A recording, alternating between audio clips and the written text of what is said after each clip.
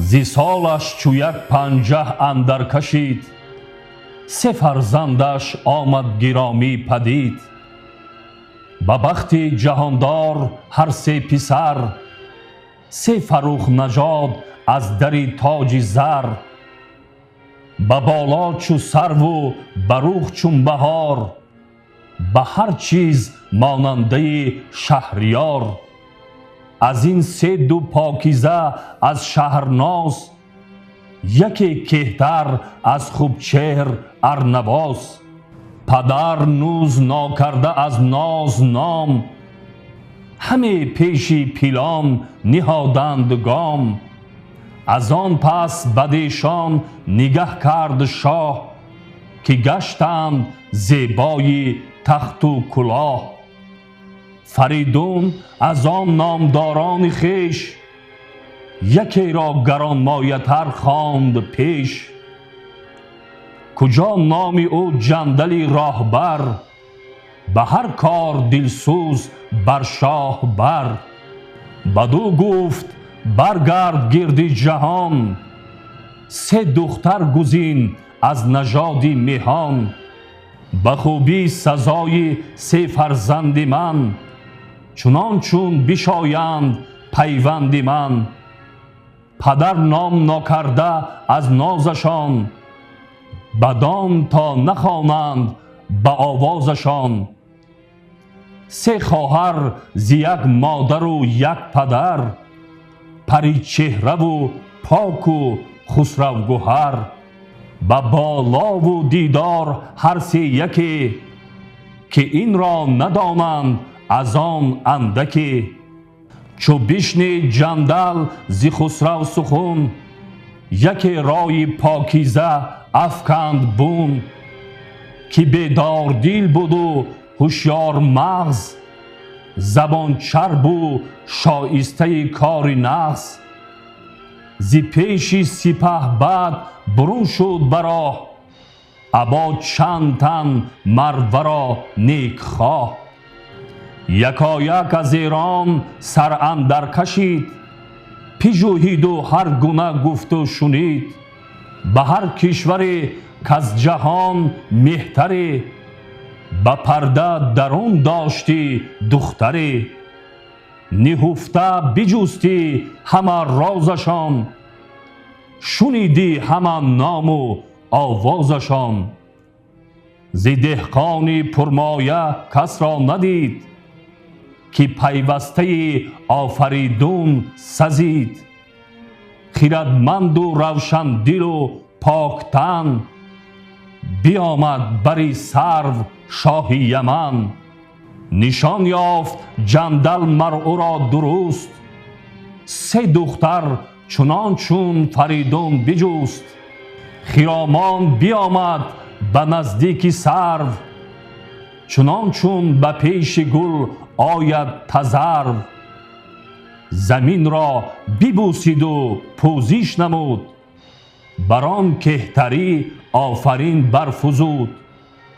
که جاوید بادا سرافراز شاه، همیشه فروزنده تاج و گاه. به جندل چنین گفت شاه یمن، که به آفرینت مبادا دهن. چی پیغام داری چی فرمان دهی، فرستاده ای یا گرامی مهی.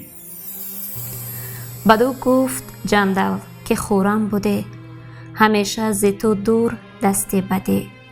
از ایران یکی کهترم چون شمن، پیام آوریده به شاه یمن. درود فریدون فرخ دهم، سخن هرچی پرسی تو پاسخ دهم.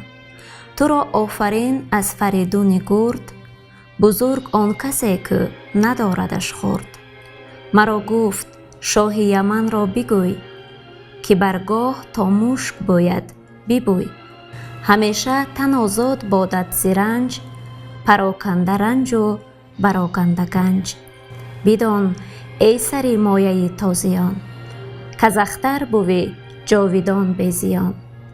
که شیرینتر از جان و فرزند و چیز، همانا که چیز نباشد بنیز. پسندیده تر کسی فرزند نیست، چو پیوند فرزند پیوند نیست. بسه دیده اندر جهان گر کس است، سه فرزند ما را سه دیده بس است. گرامی تر از دیده آن را شناس، که دیده به دیدنش دارد سپاس. چی گفت آن خردمند پاکیزه مغز، کجا داستان زد به پیوند نغز. که پیوند کس را نیاراستم، مگر کش به از خویشتن خواستم. خرد یافته مرد نیکی سگال، همه دوستی را نجوید همال. که خورم به مردم بود روزگار، نه نیکو بود به سپه شهریار. مرا پادشاهی آباد هست، همان گنج و مردی و نیروی دست. سه فرزند شایسته تاج و گاه، خردمند و با دانش و دستگاه. ز هر کام و هر خواسته بی نیاز، به هر آرزو دست ایشان دراز. مر این سه گرانمایه را در نهفت، بباید همه شاهزاده سه جفت. ز کارگاهان آگهی یافتم، بدان آگهی تیز بشتافتم. کجا از پس پرده پوشیده روی، سه پاکیزه داری تو ای نامجوی. مرا آن هر سه را نوز ناکرده نام، چو بشنیدم این شد دلم شادکام. که ما نیز نام سه فرخ نژاد، چو اندر خور آید نکردیم یاد. کنون این گرامی دوگونه گوهر، برآمیخت باید ابا یکدیگر. سه پوشیده رخ را سه دیهیم جوی، سزا را سزا کار بی گفت و گوی. فریدون پیامم بر این گونه داد، تو پاسخ گزار آنچه آیدت یاد. پیامش چو بشنید شاه یمن، بپژمرد چون زاب گنده سمن. همه گفت اگر پیش بالین من، نبیند سه ماه این جهان بین من. مرا روزی روشن شود تیره شب، نباید کشادن به پاسخ دو لب. کشاده بر ایشان بود راز من، به هر کار باشند انباز من. شتاب نباید به پاسخ کنون، مرا چند راز است با رهنمون. فرستاده را جایگه گزید، پس آنگه به کار اندرون بنگرید. بیامد در بار دادن ببست، به انبوه اندیشگان در نشست. فراوان کس از دشت نیزوران، بر خویش خواند آزموده سران. نهفته برون آورید از نهفت، همه رازها پیش ایشان بگفت. که ما را ز گیتی ز پیوند خویش، سه شمع است روشن ز دیدار بیش. فریدون فرستاد ز من پیام، بگسترد پیشم یک خوب دام. همه کرد خواهد ز چشمم جدا، یک رای خواهم زدن با شما. فرستاده گوید چنین گفت شاه، که ما را سه شاه است زیبای گاه. گراینده هر سه به پیوند من، به سه روی پوشیده فرزند من. اگر گویم آری و دل زان تهی، دروغم نه اندر خورد با میهی. وگر آرزوها سپارم بدوی، شود دل پر آتش پر از آب و روی. وگر سر بپیچم ز گفتار اوی، هراسان شود دل از آزار اوی.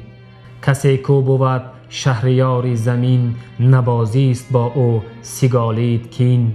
شنیدستم از مردم راه جوی، که ضحاک را ز او چه آمد بروی.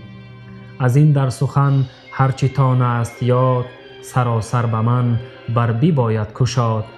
جهان آزموده دلاور سران، کشادند یک یک به پاسخ زبان. که ما همگنان این نبینیم رای، که هر باد را تو بجنبی ز جای.